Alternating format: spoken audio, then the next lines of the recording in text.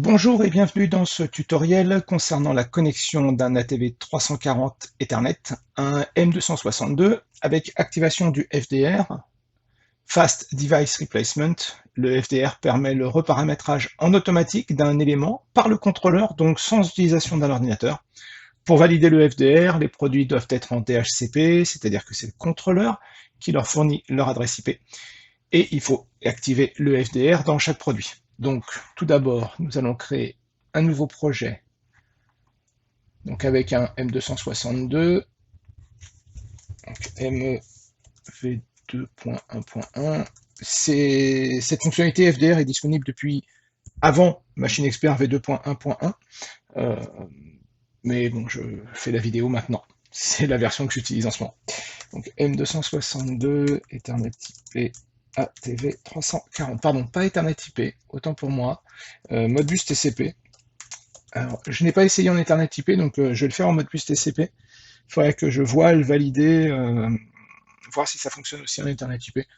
Je fais pour l'instant cette vidéo donc en Modbus TCP. Ok.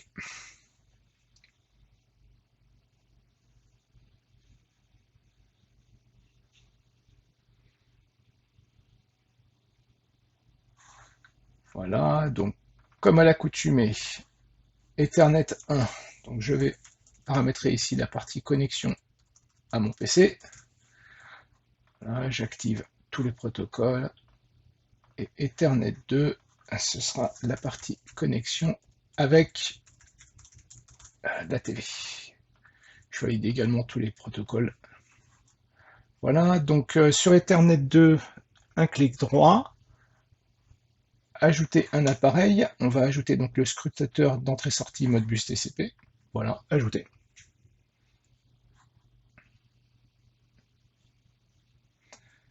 On le voit ici qui est apparu. On peut le fermer, puisque en fait maintenant ce que je vais faire, c'est que je vais ajouter directement toute une fonction, c'est-à-dire que le variateur va être ajouté, mais en même temps une partie du programme. Ce sera plus simple pour pouvoir après faire déplacer le moteur, vérifier que ça fonctionne.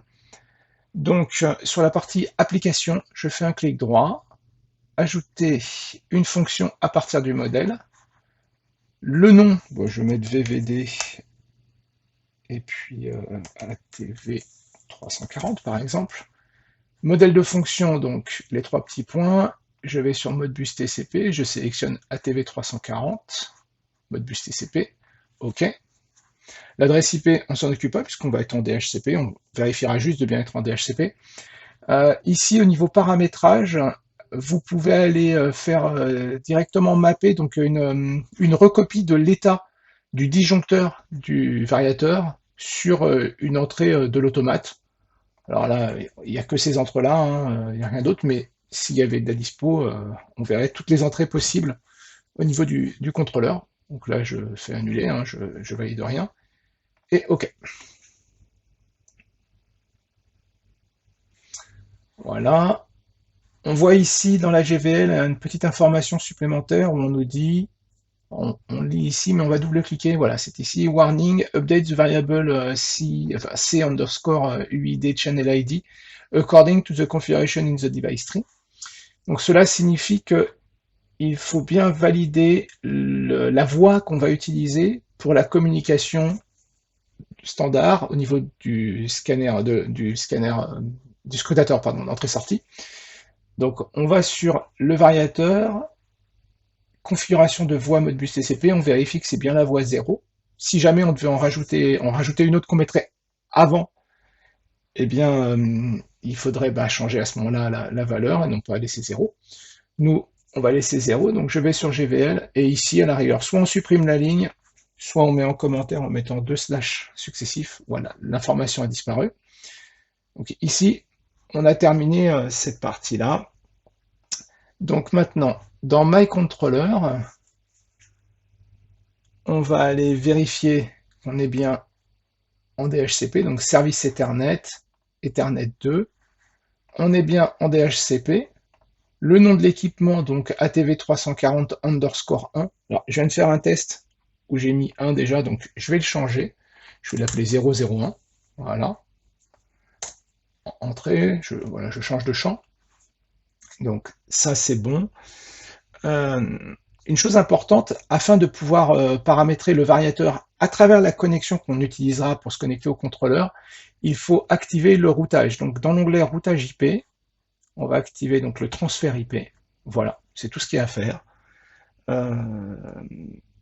Et puis maintenant, on peut se connecter au contrôleur et transférer ce paramétrage.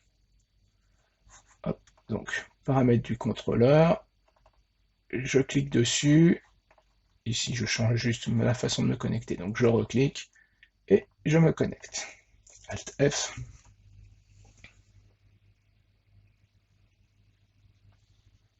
Donc le mot de passe, parce que là, il y en a un. Voici. Oui. Oui.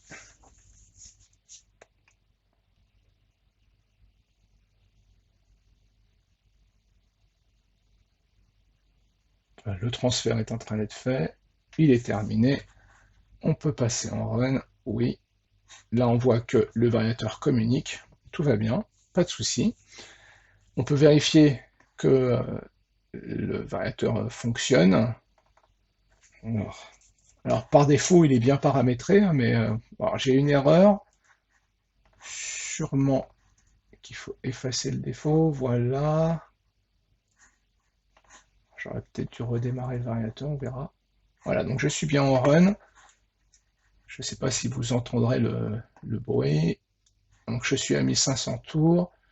Je vais enclencher le mouvement. Hop. Enfin là, on voit qu'on est bien en mode continu et on voit 1501 tours minutes. Voilà.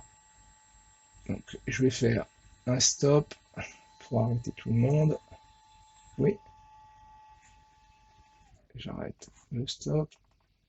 Et j'arrête le power on. On est bien à l'arrêt. Disable, tout va bien. Voilà, donc au niveau fonctionnement, on est sûr que tout va bien.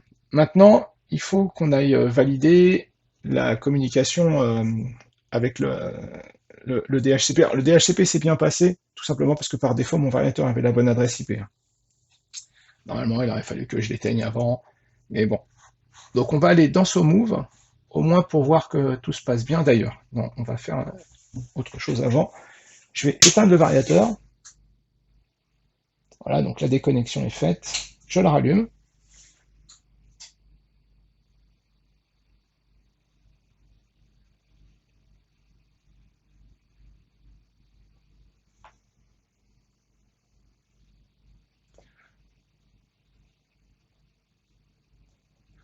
Voilà. Et donc, le variateur ne prend pas d'adresse IP puisqu'il ne reconnaît pas le nom qu'on lui propose. Donc là, il va falloir, dans SoMove, aller changer le paramétrage. Donc, j'ai une session SoMove qui est ici. Je vais demander donc à me connecter au variateur. Donc, je suis directement sur le port Siri que j'ai déconnecté. Donc, c'est normal qu'il ne détecte rien. Voilà, scruter. Donc, je connecte. Je récupère tous les paramètres. Oui, j'ai lu. OK.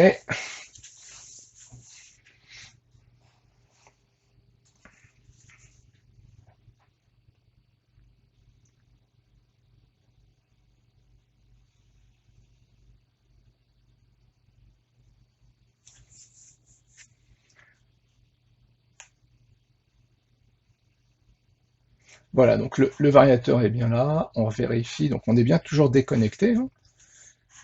Voilà. Je vais dans la liste des paramètres sur port Modbus TCP Ethernet IP, réglage générique. Et là, je vois qu'effectivement, le nom, c'est 1. Donc, je mets 001.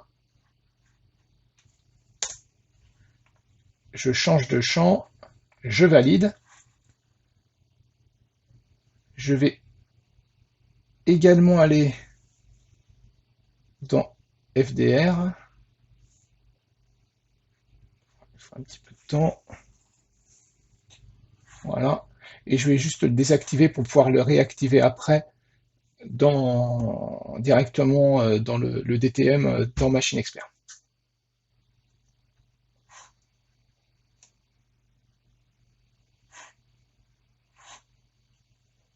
Voilà, donc ça c'est fait, on peut se déconnecter.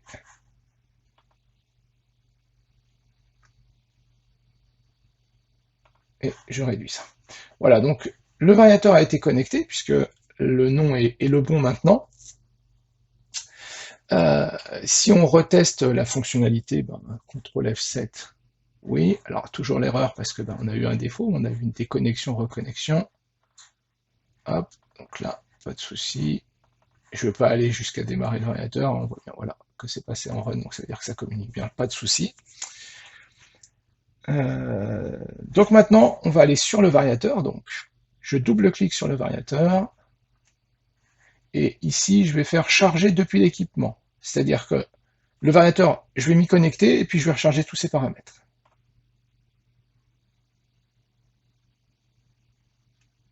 Voilà. Donc ici, je dis que la connexion se fait via le protocole Ethernet. Si j'avais le câble série que j'utilise, je pourrais l'utiliser, mais je n'utilise pas. J'utilise vraiment la partie Ethernet.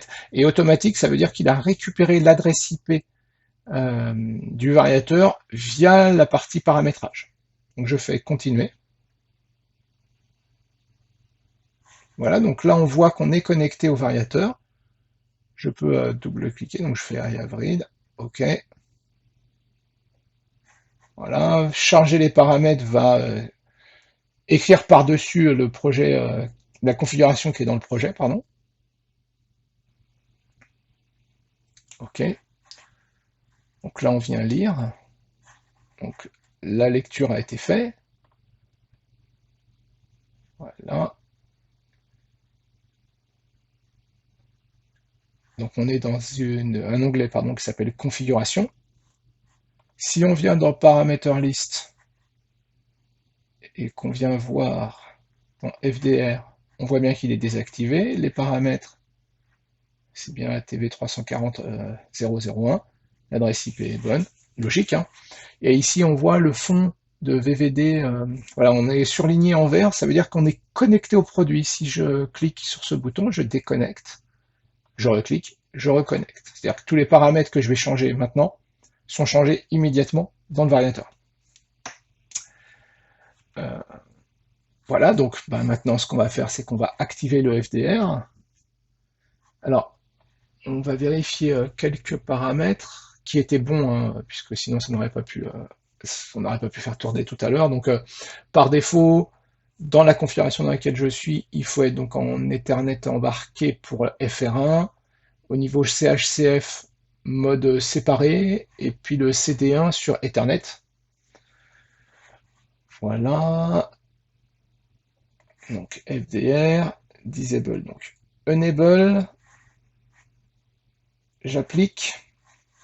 En dessous, on a la direction dans laquelle se fait le transfert de la configuration, donc served, ce qui permet de dire, ça va toujours du contrôleur vers le variateur. Si besoin, on peut demander à ce qu'on ait une synchronisation automatique qui soit faite toutes les 60 fois 10 secondes, donc toutes les 10 minutes. Et puis aussi, on peut faire une demande en manuel, c'est-à-dire de prendre tous les paramètres, si on fait store, donc de prendre tous les paramètres qui sont dans le variateur et les envoyer dans le contrôleur, ou inversement, du contrôleur vers le variateur. Donc moi, je vais prendre tous les paramètres qui sont dans le variateur et je vais les enregistrer dans le contrôleur au niveau du FDR. Donc je fais ça. Donc ça prend un petit peu de temps. Hein. Le FDR, ça fonctionne avec un fichier FTP qui est envoyé directement dans le contrôleur. Voilà, donc comme vous l'avez peut-être déjà vu dans une autre vidéo que j'ai faite avec des TM3 bus couplers, dans Fichier, hop, voilà, ici, FDR, FDRS, et là on voit le fichier, notre fichier actuel. Donc, voilà. Device to server transfer success, donc tout est OK de notre côté. Je peux déconnecter. Voilà. Alors ici, vous pouvez également déconnecter, hein, ça sert à rien de rester connecté. En fait, le scrutateur se met toujours en mode connexion dès qu'on se connecte à un produit en dessous. Voilà. OK. OK n'est pas une bonne idée. Alors ça n'a rien de grave, hein, c'est juste que ça ferme l'onglet configuration. Ça m'intéresse pas. Je vais y retourner. Voilà. Donc, je reviens dans ma paramètre list. Je vérifie. Voilà, pas de bêtises. Tout va bien. Okay. Et puis maintenant, ce qu'on va faire, c'est qu'on va vérifier le FDR. Donc, je déconnecte physiquement le variateur du contrôleur. Donc c'est en fait tout simplement voilà, le port Ethernet, hein, la RJ45, je l'ai débranché, tout simplement. Je vais aller donc dans SoMove, autant pour moi, sur SoMove, donc ici, je vais me connecter au variateur, je charge depuis l'équipement. Donc là, je passe directement par un câble comme série. Hein. Ce que je vais faire, c'est que je vais changer des paramètres dans le variateur, et puis quand on se reconnectera avec avec Machine Expert, pardon, on verra que les paramètres n'ont pas changé, puisque le FDR aura fonctionné. Voilà, donc ici, dans commander référence, par exemple, on va faire des choses très simples. Oh, quoique non. Dans démarrage simple, pardon, on va aller ici, donc fréquence moteur, on va se mettre à 60 Hz. Du coup, en dessous, on passe en unité impériale. Alors, on va se mettre à 2 chevaux vapeur. Et puis, bon, c'est tout. On va pas changer plus. Voilà. Donc ça, c'est directement changé dans le variateur. Je me déconnecte. Je vais remettre 50 Hz juste pour vérifier. Donc j'éteins le variateur. Je le rallume. Je me reconnecte, je charge. Le but étant de vérifier qu'on est bien repassé, qu'on est bien en 60 Hz. Vérifier que la modification est bien active dans le variateur.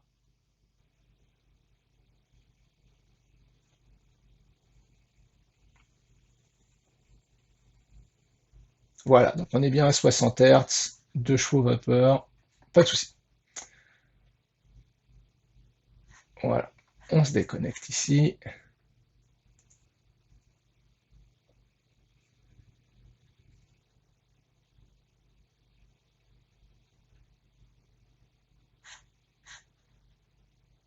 Je réduis SoMove. Je rééteins le variateur. Je rebranche le port RJ45 sur le variateur. Et je vais rallumer le variateur. Et donc là, on va voir la connexion qui va s'établir Ethernet 2 avec le scrutateur, et puis un petit peu après, la TV340 qui va se connecter.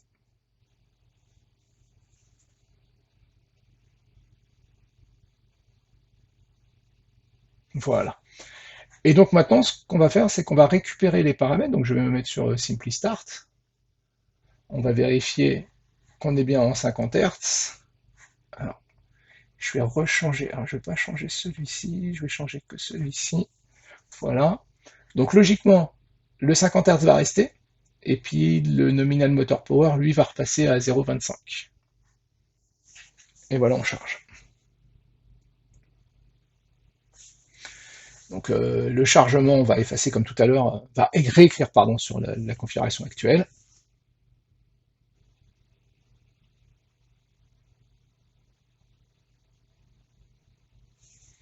Voilà, donc le chargement est terminé. Donc le DTM dit qu'on est en 001, le device 1. Ah, il y a une petite erreur à ce niveau-là. Je vais aller vérifier, mais par contre on voit bien que le paramétrage, lui, est bien resté comme il faut. C'est-à-dire que le FDR s'est bien déroulé à ce niveau-là. Alors, on va vérifier juste, non, pardon, pas ici, ici. Pourtant 0,1. Je vais reprendre son move pour être sûr, c'est étonnant.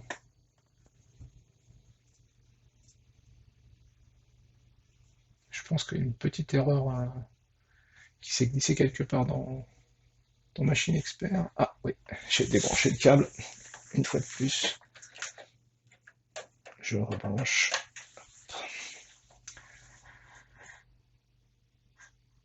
Je me reconnecte, changer d'appui. Bon, ceci dit, une chose est sûre, le défaut qu'on a eu n'est pas tout à fait réel, puisque quand on a rebranché, quand on a redémarré pardon, le variateur, ce dernier a pris la bonne adresse IP qui lui a été fournie par le serveur DHCP du contrôleur, avec le bon nom. On vérifie, il y a bien 001 dedans. Je ne sais pas où a été enregistrée l'information, mais elle n'est pas bonne, ça c'est sûr. Ce qui est important, c'est que ça communique. Hein. Donc ici, je vais déconnecter. Alors, il s'avère que si on déconnecte directement sur le scrutateur, on déconnecte également tout ce qui est en dessous. Voilà. Et puis, on va juste vérifier que tout fonctionne bien toujours. Donc, un petit reset pour être sûr de ne pas avoir de défaut dans le power. OK. On bouge ici. Voilà, on est bien à 1500 tours minutes. Et j'arrête. Hop. Et hop. Voilà, ce tutoriel est maintenant terminé.